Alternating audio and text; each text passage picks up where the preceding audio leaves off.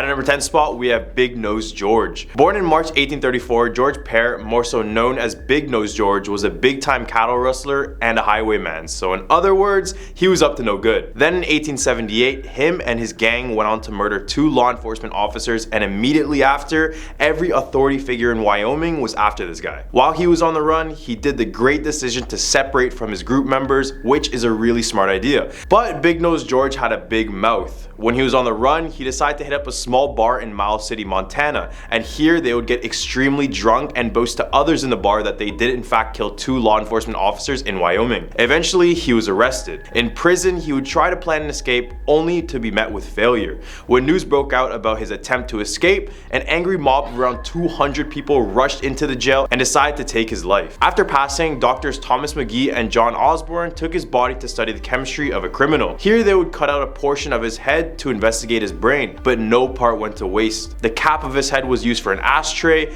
pen holder, and a doorstop. It didn't stop there though. They then skinned him and then sent the skin to a tannery where he was literally made into a pair of shoes and then a medical bag. What the actual? Number 9, Pedro Mountain's mummy. The Shoshone Indians of Wyoming believed in a race of tiny people and said that they were responsible for the deaths of their comrades with the use of poisonous arrows. They described this race of people to stand from 20 inches to 3 feet tall. These people were known to be very hostile, not only to the natives but to their own kind. It was said that they would take the life of their own people if they became too sick and couldn't help the community anymore. So basically, if you're old, you're dead.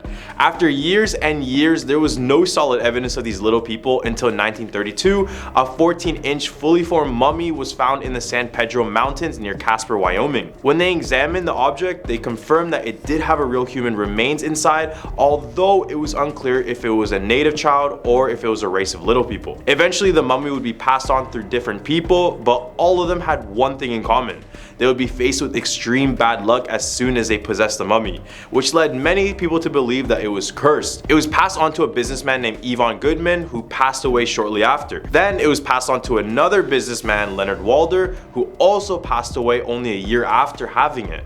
Now the whereabouts of the mummy are completely unknown. At number 8 spot, we have Ghost Ship of Plate River. If you visit the Pathfinder Dam on the North Plate River, there's a small chance you might find a glimpse of the ghost ship. It's believed that every 25 years, a death ship appears out of the midst near the dam. The first ever recorded sighting of this eerie vessel was in 1862 when a trapper named Leon Weber reported a large wave of fog, then saying it took the form of a sailing ship with a mast and sails covered in silvery shiny frost. He said he saw people on board, but they're all covered in this shiny frost. When he looked closer, he saw someone that looked exactly like his fiancée at the time as well. He then returned home from work a month later and discovered that his fiancée passed away the day he saw the ship. Then there was another sighting 25 years later in 1887 when cattleman Gene Wilson saw the exact frosty ship appear out of nowhere. He would also report people on board, but all of them were frozen, and as soon as he went home, he found out that his home was burned to ashes and his wife was lifeless 100 yards from the house. Number 7, Francis E. Warren Air Force Base. Located 3 miles west of Cheyenne, this Air Force Base was first established as Fort D.A. Russell in 1867. Named in honor of Civil War Brigadier General David A. Russell, it is the oldest continuously active military installation in the Air Force. Along with these old buildings, the legends are told that many of the old cavalry soldiers also continue to linger, often seen walking up the grounds or in the dormitories. Another story tells of a spirit that is said to harass female members of the security team. One of the most famous stories on the base takes place in Quarters 80, often referred as the Gus Quarters. During the early days, Quarters 80 was home to a young officer, but unfortunately for him, he was out on duty for the majority of the time, so one day he came home very exhausted and found a soldier entertaining his wife in their bedroom. The husband was furious and was looking to eliminate the man by any means necessary, but the soldier decided to make a decisive action and leap out the window. Instead of escaping, he accidentally hung himself by getting stuck on the clothesline outside of the home. Ever since this moment, the Gus Quarters are known for their supernatural activity, from objects being thrown across the room to just being grabbed out of nowhere. Number 6, the ghostly bride of Plains Hotel. In the Plains Hotel of Cheyenne, Wyoming, locals claim that there is a spirit of a bride that haunts everyone who steps in. Story goes that a lady named Rosie and her groom were on their honeymoon at the hotel. As the night went on, the husband decided to step out and get some drinks at a nearby bar. When Rosie arrived to fetch him, she noticed him walking upstairs with an escort. So of course she was shocked and decided to secretly follow them. This is when Rosie followed them all the way up to the room and in a jealous rage shot both of them with the husband's firearm. taking both of their lives immediately. After this, she would regret her actions and return back to the honeymoon suite to take her own life. Now, if you enter the Plain Hotel, you may be met with apparitions of the 3 people involved in the story. Rosie walks down the halls with a bright blue dress, which would have been the dress for her wedding. In the hump for our list, we have the Devil's Tower. This 1,200-foot tower of rugged rock is known as the Devil's Tower. It is located in northeast Wyoming, and when you look closer in the area, there is nothing that even closely resembles this behemoth. It's very unique in nature as it has all these grooves surrounded all around the rock. Although these can be explained by natural phenomena like a former volcano, Native Americans around the area have a completely different belief. Many claim that back in the day, the natives were being attacked by these gigantic bears, so to defend themselves, they would go up the Devil's Tower and pray to the Great Spirit to save them. They claim this is why the tower had grooves, because it was from the bears trying to claw themselves up on it. Number 4, Wyoming Frontier Prison. Located in Rawlins, Wyoming, the Wyoming Frontier Prison has the reputation of being one of the toughest prisons in the Wild West. Opened in 1901, it housed some of the most violent inmates, featured a dungeon, botched executions, and was known for rampant violence. Now a museum, employees and visitors alike have reported ghostly encounters. There have been apparitions spotted in the cell blocks and reports of a malevolent spirit in the dungeon who has threatened visitors. The prison is so notorious that it was featured on an episode of Travel Channel's Ghost Adventures, and ghost hunters have captured orbs on camera, but let me know what you guys think about that. The museum offers haunted Halloween night tours if you want to have a ghostly encounter of your own. Number 3, Heart Mountain Relocation Center. Starting with an old building originally used for an irrigation project prior to the attack on Pearl Harbor, the Heart Mountain Relocation Center began construction on barracks and facilities to relocate American families of Japanese descent in June 1942. Over the next 3 years, the camp would house over 14,000 people. Just to put that into perspective, if they made this prison a town, it would be the 3rd largest city in Wyoming based on population alone. As World War II occurred, many horrors occurred within as well. Abuse, torture were just some of the things that the Japanese had to go through, with many people passing away as well. It eventually got shut down at the end of the war, but the discrimination towards the Japanese was too big that they couldn't let it go that easily. Today, the camp has been reinvented to be an informational, interpretive center, educating Americans about this dark time about our past. People working at the place claim to see these shadow people in the halls when it gets dark as well. Number 2, Old Faithful Inn. This is yet another story of a deadly wedding. I don't know what it is in Wyoming, but what's with all these bloody wedding stories? Are y'all not happy there? Built in 1903, Yellowstone's Old Faithful Inn is considered a National Historic Landmark. This, of course, means that it comes with some haunting tales. The headless bride of the Old Faithful Inn is the story of tragedy. A wealthy woman from back east fell in love with a con artist, told by her family that if she marries this man, they would disown her. She then took her inheritance and ran away with him. On their honeymoon in Yellowstone, he chopped off her head and ran away with her money long before they found the body. Now the headless bride has been spotted wandering the hotel in search of her lost love. All the way at our number 1 spot, we have the Sheridan Inn. The Sheridan Inn has been a community landmark for nearly 130 years. Miss Kate, one of the beloved employees and patrons, is said to have never left. In 1901, Miss Kate moved to Sheridan and began working at the inn. She moved into her room on the 3rd floor in 1906, where she would spend the rest of her life. A friend placed her ashes in the walls after her death in 1968, all while the inn was being renovated. She is now the innkeeper's guardian. You might feel her in a cold spot or have your lights turned on and off if you're at the inn. Starting off this countdown at number 10, the Stanley Hotel. One of the most famous haunts of Colorado is the Stanley Hotel. The Stanley, which served as the basis for Stephen King's The Shining, is more than a century old and is home to countless ghost sightings and unexplainable events. Multiple witnesses have seen a face peering out of the window of room 407 when it was unoccupied. One witness staying in the room reported that a light kept turning off and on. Allegedly, the guests acknowledged the ghost, assured him that they'd only be staying 2 days, and asked him to keep the light on. The spirit left the light alone after that, but proceeded to spend the rest of the night noisily playing around with the elevator just outside the door. Rooms 217, 401, and 418 have unusually high reports of paranormal activity. Cleaning crews tell of strange noises and seeing impressions on the bed when the rooms were empty. Guests in room 418 report that the sounds of children playing in the hall, but when those reports came in, there were no children checking checked into the hotel. Number 9. The Black Forest Haunting. In the early 1990s, Steve Lee moved his family into a log cabin home in the Black Forest region of northern Colorado. They rented it for a year before purchasing it, but once the land was theirs, things started getting weird. Initially, lights and electronic devices kept turning off and on, and eerie noises sometimes filled the air. This was followed by a strange odor that wafted through the cabin that burned the family's throats and eyes. Thinking these happenings were the work of pranksters, the Lee family installed motion detectors and cameras. However, the motion detectors would go off when nothing seemed to be happening on the cameras. Steve Lee added more cameras capturing more unexplainable phenomenon like orbs, beams of light, and sometimes ghostly forms with faces. The Lees could no longer pretend the cameras were the problem, and they contacted the show Sightings to document what became one of the most famous hauntings in America. The Sightings crew experienced and captured quite a bit of phenomena themselves. Cameras were knocked off tripods, one of their producers experienced an attempted possession,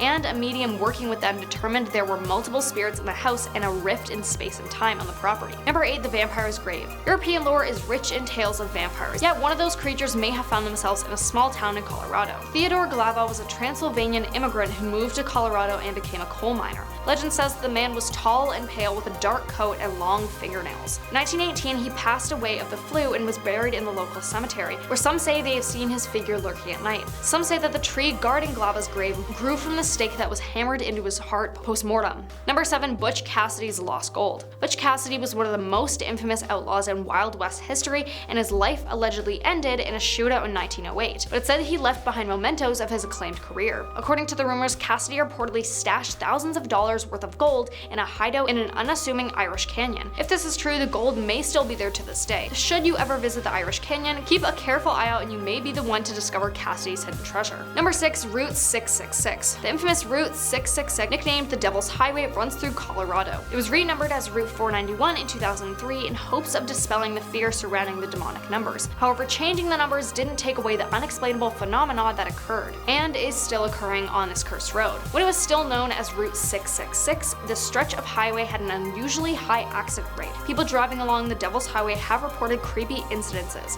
such as a black Phantom sedan that follows dangerously close no matter how high the speed. Many have pulled over only to realize that there's no car behind them. There are also tales of a pack of hellhounds that terrorize innocent travelers. The beasts somehow manage to keep up with the vehicle regardless of how fast or recklessly the driver maneuvers the car. Many believe these hellhounds are responsible for shredding tires and causing terrible wrecks. Some have even claimed that the beasts are capable of jumping into the windows and mauling people. Halfway. Number 5. The Riverdale Road. Riverdale Road runs through Thornton and is lined with creepy cottonwood trees, where you can allegedly see hanging bodies by the light of the full moon. A Camaro with no driver can also be spotted winding down this stretch of road. Riverdale Road also has its own Lady in White legend. Reportedly, visitors have seen this strange woman in their rearview mirror. Locals believe that she is a ghost who is looking for the spirits of her deceased children. Number 4. The Gates of Hell. According to local legend, the Gates of Hell lies near Riverdale Road in Thornton. Rumor has it that the stretch of road leads to rusted iron gates that open to a place of satanic worship and human sacrifices. Behind these gates also rest the charred ruins of an old mansion that leads directly to hell, people say. The mansion was built by David Woolpett during the gold rush. Over the years, the structure was used as a brothel, cowboy saloon,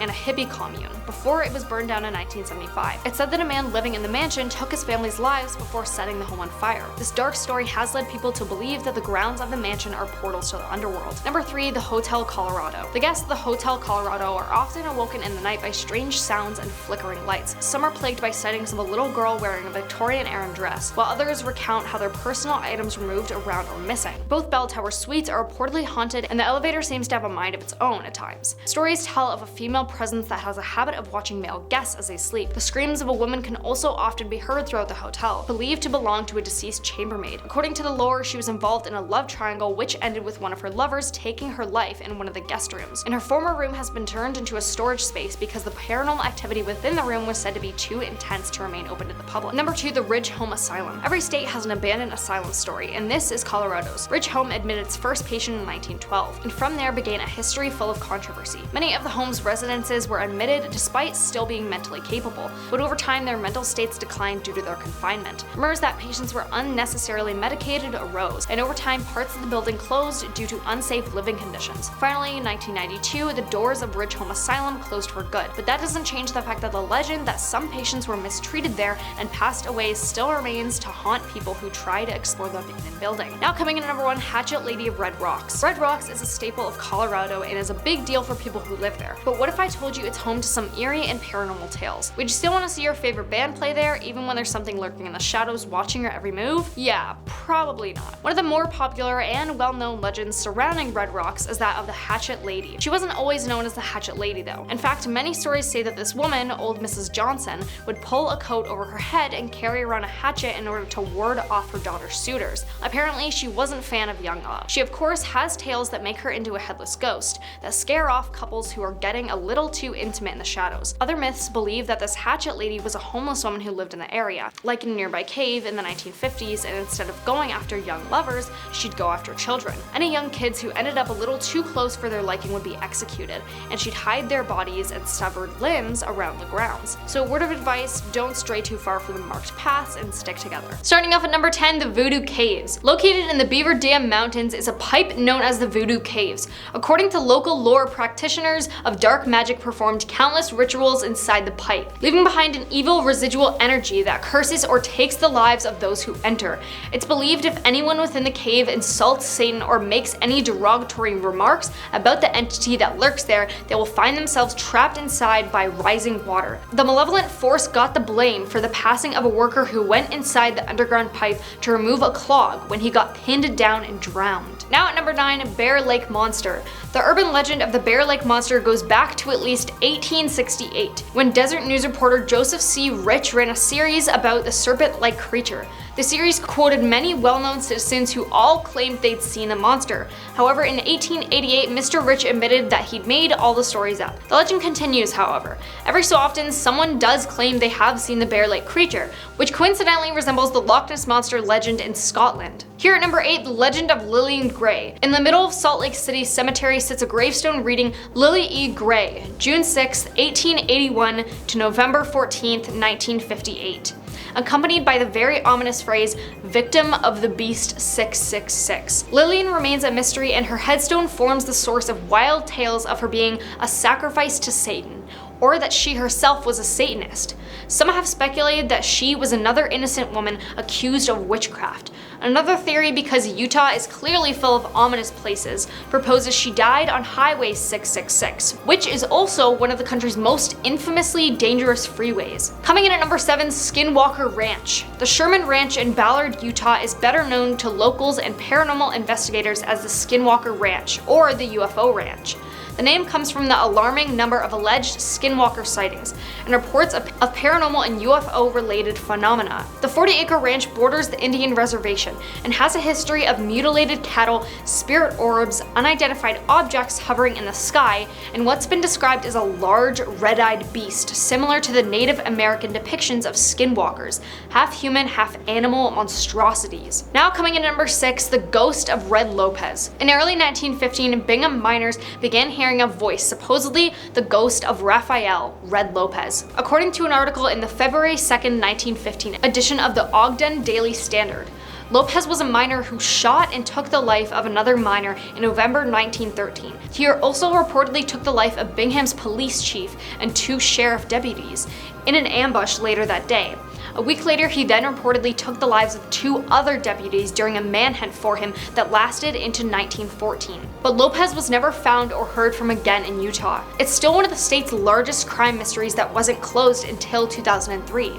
Back in 1915, the report stated that the workers began to be terrorized during the past few days by the shoutings of a gloomy voice in an area of the mine where 2 of the deputies passed away. Halfway at number 5, teen in a tanning bed. The urban legend about the bride cooking herself in a tanning bed circulated all over the country, but it allegedly originated in Utah with a teenage girl. The story begins with a 17-year-old winning a trip to Hawaii, and naturally she wanted to get bronzed before her trip.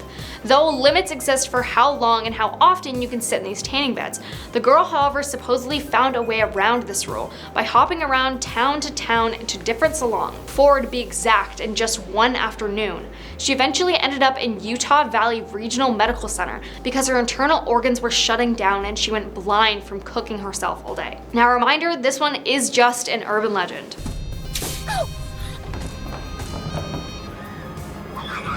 Now, at number 4, the lady in purple. Over the years, many people have claimed to have seen a woman dressed in purple who appears angry or unhappy inside the Rio Grande Depot in Salt Lake City. In 2017, Rio Grande Cafe manager Colleen Murphy told KSL-TV she has seen lights come on at night in a locked room at the bottom of a stairwell with nobody seemingly there to turn them on. She also said that she had been locked out of the building on multiple occasions late at night, with no real explanation. Others have told her they've heard singing at night, coming from the woman's bathroom in the depot, even when the building is seemingly empty. As the legend goes, the woman tossed her engagement ring onto the tracks during an argument with her fiancé at the depot. Deciding she had made a mistake, she jumped down to retrieve the ring when she was struck and unfortunately passed away by an oncoming train. Now at number 3, the inmate. Salt Lake Herald-Republican on January 8, 1905 reported a frightening tale from the Salt Lake City jail. 2 women at the jail reported they had seen a ghost there, walking the halls at night. The ghost was a man who wore a slouch hat pulled over his eyes and would peer through the grating in the building. They told the newspaper that the ghost was that of a former inmate who had died there in a gruesome manner. On one particular night, one of the women said that she heard a ghost noise by a door, then walked up and asked if it was indeed the dead inmate. "Ain't you dead?" she asked. By way of reply, the ghost began to prance up and down the narrow hallway, swinging his arms and smiling, laughing, and shaking his head. While they never saw the man the day he died, they told the newspaper they were convinced it was him. Now at number 2, the Devil's Highway, kinda like what we mentioned before. The highway system, originally named Route 666 and nicknamed the Devil's Highway, crossed through an area of the United States known as the Four Corners, the meeting space of Colorado, Arizona, New Mexico, and Utah. All 4 states have reported paranormal experiences while on this stretch of highway. Tales range from hellhounds chasing alongside cars and slashing tires to skinwalkers shifting from animal to man before their very eyes, to an evil shaman who appears in the backseat to steal the driver's soul. Like many roads, Highway 666 also hosts a ghostly hitchhiker, a mysterious young woman in a nightgown walking the road alone. When someone tries to offer her a ride, she vanishes. A popular legend attached to the Devil's Highway is that of a mad trucker, a phantom semi-truck that terrorizes late-night drivers before disappearing. One witness reported her husband's experience. Allegedly, he was driving on Route 666 one night when a semi-truck began heading straight for him down the middle of the highway. He said the truck had to have been going around 130 miles per hour, with sparks and flames flying up from the wheels. He pulled off the road in time to miss what he thought would be a fiery collision, and the beast of a vehicle took off into the night. Now coming in at number 1, the haunted Old Main. Everyone who has passed through the Southern Utah University campus has heard the lore of Virginia Loomis and Old Main, a building on the university's campus. As the legend goes, Virginia Loomis's life was taken in the late 1800s. Her body was discovered on the boulder used to make many of the bricks to construct the Cedar City building in 1898. It's said some of the bricks even contain her blood. Later in life, a janitor was hired at the university. On his first day of work, he was allegedly lighting the old coal furnace in Old Main's basement when something caused the furnace door to slam shut on his arm. He was supposedly burned until he passed away, unable to get free, becoming the human torch that burned Old Main to the ground in 1948. It's said that the ghost of Virginia was seen laughing in the flames, and Virginia was written on the janitor's skull. At our number 10 spot, we have the Candy Lady. In the early 1900s, children in the rural town of Terrell, Texas started to go missing. Some of the residents blamed it on the Candy Lady. The story says that she would go around leaving candy on children's home windows just before bedtime. As the parents began to fall asleep, it'll encourage children to grab the candy, but as they try to grab it, the lady grabs them and feasts on their sugar-laden blood until there isn't any left. A farmer allegedly found rotten teeth on his farm and later found the body of a boy with his pockets stuffed with candy. Many people believe that Candy Lady is in fact real and went by the name of Clara Crane. Clara Crane was accused of poisoning her husband back in 1895 with poison-laced caramel candies, but that's not all. 5 years before the incidents, Crane's 5-year-old daughter passed away from unknown causes, which many believe that she poisoned her daughter as well. At our number 9 spot, we have La Llorona. This legend originates from El Paso, Texas. Almost all Latin cultures know the story of La Llorona, and the people of El Paso are no exception to that. La Llorona directly translates to the weeping woman, which perfectly describes the behavior of this malevolent spirit. She is said to haunt the riverbanks of the Rio Grande, where she is searching for her 2 children whom she had already drowned in that very river. Now there are many iterations of the story, but I'll just mention the most popular one. The legend goes that a lady found her boyfriend with another woman. After a heated argument between the two, the woman was heartbroken and wanted to get revenge, so she took the children and proceeded to drown them in the Rio Grande River in Texas. It's also said that when she was done throwing her children into the river, she went back to her lover's home home with a bloody wedding gown, showing her she would do whatever it took to be with him. It's said to be the reason why many children disappear in that very area, and she supposedly takes other children to fill the void she lost. So if you're in the area, beware of a woman weeping in a wedding gown who is sitting by the Rio Grande. At a number 8 spot with El Cucuy. This creature is known as South Texas' official boogeyman. There are many versions of El Cucuy since it already originates in Mexico as well. It's said that this monster kidnaps children who misbehave and takes them back to the mountain where he lives to devour them. He appears as a hairless creature with an enormous head that dwarfs his spider-like body. He also has these large red glowing eyes, red ears to hear everything, and razor sharp fangs and claws to accompany that. The origin of El Cucuy goes that a man was suffering with tuberculosis. Desperate to cure himself, he fetched an African witch doctor. The doctor told him to drink a child's blood, but as he did, he started to turn into the monster described.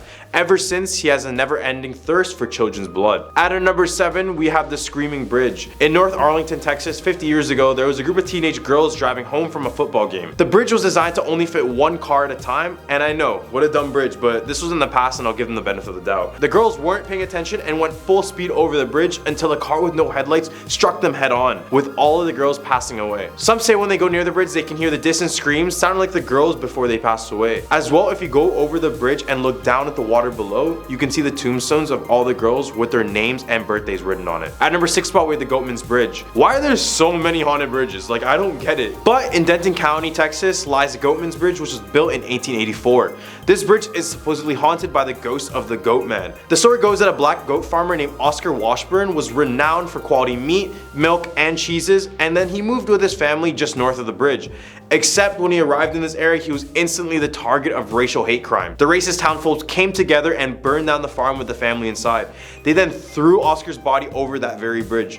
Now he appears as a half goat, half man humanoid that reeks of decaying flesh. If you knock on the bridge 3 times, it said that you can summon the Goatman, but now others use this area for rituals and other supernatural activities. Right in the hump of our list, we have the Lady of White Rock Lake. The lake is located in Dallas, Texas, and many visitors claim that they spot a drenched young woman who appears crawling out of the water or asking to fetch a ride. When many people offer her this ride, she disappears out of thin air and leaves a bloody, wet seat mark and a terrified driver. Even though many of the drivers were scared to their core, some decide to go to the address given to them by the girl. When they arrive at the door, they're all met by the same man who tells them that his daughter had gone sailing and never came back. Many people believe the story is inspired by the 1953 book Neiman Marcus, Texas, the story of the Proud Dallas Store, and according to the book, Malloy and his wife are driving home late one night in East Dallas when a young, beautiful blonde girl ghost appears on the road. Her elegant dresses is naturally wet and she seems to be in trouble. She gives them an address on Gaston Avenue and asks them to be taken home, but as they drive, she disappears, leaving only a mark. At our number 4 spot, we have the Lake Worth Monster. You just learned about the Goatman, right? Well, this is basically the Goatman, but of the lake. This monster terrorized the people of the town for years, with many describing the creature as being 7 feet tall, around 300 pounds, long-necked, flop-eared, pot-bellied, covered in white scales and hair.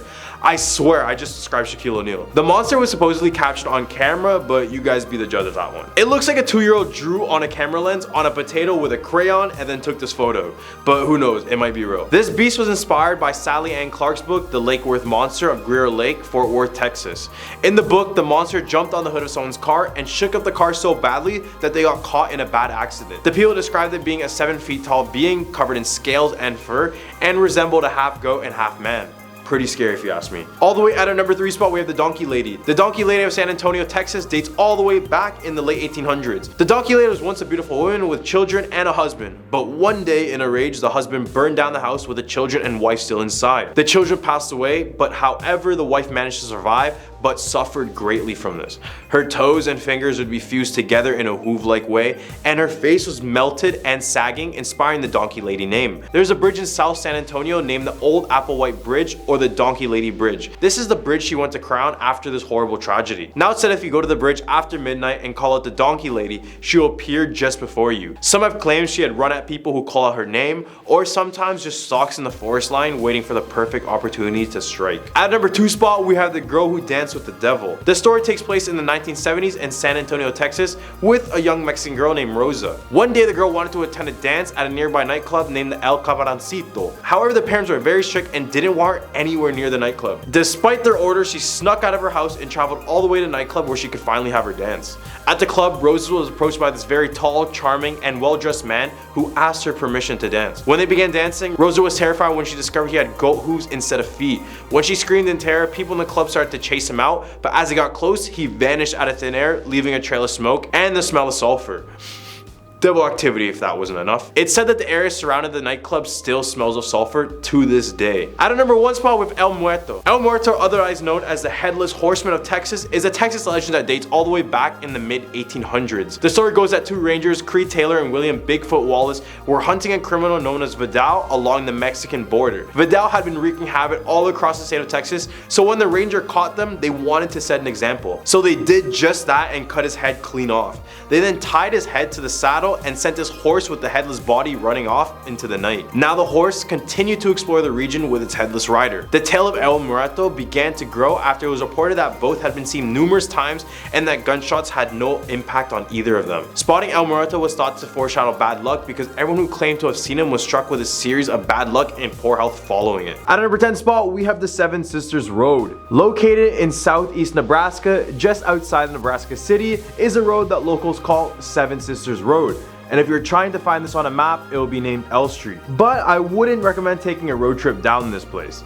Legend goes that a man had an argument with his parents and his 7 sisters. It got to a point when his whole family hated him and he looked to seek revenge. So one day he waited in the woods outside of his home and waited for his parents to leave. After he forced or baited his sisters one by one outside of the house, he would end up hanging each and every single one of them where this road is situated today. Then eventually a road would be built on this path of the trees, causing them to be shut down. Ever since the construction of the road, this road is said to be haunted by the 7 sisters who were executed. Many who have driven through the area report having problems with their cars stalling, headlights mysteriously dimming, speedometers freezing, and windows that roll up and down seemingly on their own. At our number 9 spot, we have Alliance Theater. On the east side of Nebraska is one of the most iconic buildings in the state, and that is the Alliance Theater. This was built back in 1903, starting off as a hotel, but in 1938, it was then rebranded into Imperial Theater until it switched to the name Alliance. It would host many different performing arts, but it said a few performers passed away inside of the theater. Some were caused by accidents, such as an actress named Mary who passed away after a piece of lighting equipment fell on her.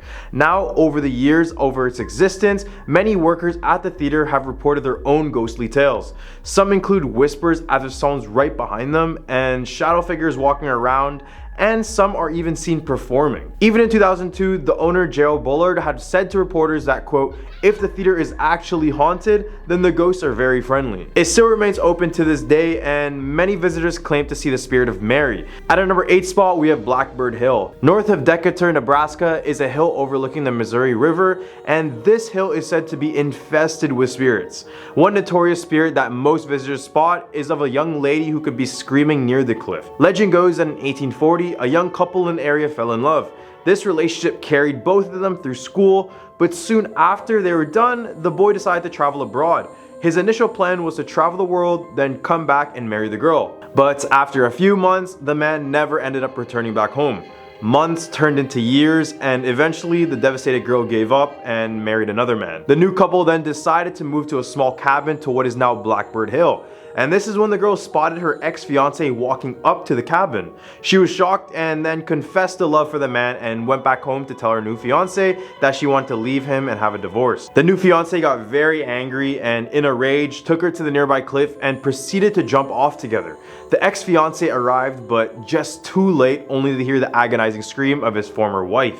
This occurred on October 17th, and many visitors gather up in this day because it's said that you can still hear her screams down the cliff. At our number 7 spot, we have the Poison Girl at Centennial Hall. Built in 1897 in Valentine, Nebraska, is the historic Centennial Hall. It functions now as a 12-room museum, but before it was originally built to be a high school for the kids in the area. Then in 1947, a young female student was murdered inside of the school. She passed away after playing on her clarinet. This caused everyone to suspect that someone had intentionally poisoned her clarinet reed. Ever since the incident, the school was haunted by this little girl. The teachers would report her in their classrooms after school times, and this would accompany the feeling of dread. Other visitors and students report to hear her clarinet being played in a very ominous way. Now as a museum, visitors still report this little girl roaming the halls. She is said to have tugged on people's clothing, as well as placing her clarinet on many of the artifacts inside of the museum in hopes that someone will play it and be poisoned like she was. At number 6 spot, we have radioactive hornets. Although this theory is debunked, it was a crazy one when it was first released in the media because many people didn't know how radiation worked and whatever they said about it would just scare you. Story goes that after the nuclear disasters following World War II in the 1940s, Japan's Fukushima nuclear plant created a giant mutant killer hornet due to their exposure to radiation. The hornets were said to have grown 4 times their size and were reproducing exponentially. Then one year in Nebraska, it was reported that many people were passing away with stings and swelling on their bodies, which led many people to place a blame on radioactive hornet. Again, this is just a myth and no radiation didn't cause overgrown killer hornets. But still, these large Japanese hornets do exist and they go by the name of Asian giant hornet. At a number 5 spot, we have the Bailey House Museum. This red brick house in Brownsville was built just after the Civil War by Unison officer Captain Benson M. Bailey. He, alongside his wife, lived in this house for many years until financial depression hit, causing them to move away. This relocation would eventually place them in a more dangerous area, leading to their eventual murders. Their murders were never solved, but many claim that it was the fault of a jealous neighbor who poisoned the two in order to get their property. Whatever happened, what is known is that the spirit of Captain Benson Bailey is said to lurk the home to this day. He is said to slam doors open and shut in the house in order to display his dominance, and when he's agitated, he will swing them back and forth until you just stop doing whatever it is that he doesn't like. Others have reported seeing the man himself walking the halls and even standing up against the doors motionlessly. At a number 4 spot, we have Hummel Park. Despite being a beautiful park in appearance, there is a much darker story to it that makes you think twice before stepping foot here. This area is said to be the place where many lynchings, hangings, and satanic rituals were performed, and some believe they are happening to this day deep within the woods of the park. A stairway in the park has been called the Stairs to Hell because it is reported that it's impossible to count the same number of steps ascending the stairs as it is descending the stairs. Other than the fact that this place is covered in satanic graffiti, this place is just one of those places you shouldn't test out. You know? Just in case. At a number 3 spot, we have Walgren Lake Monster. Just west of Nebraska is the Walgren Lake, and this body of water is said to hold a 40 to 100 feet beast. Witnesses have said it looks like an alligator that has 2 front legs and a flipper on its back.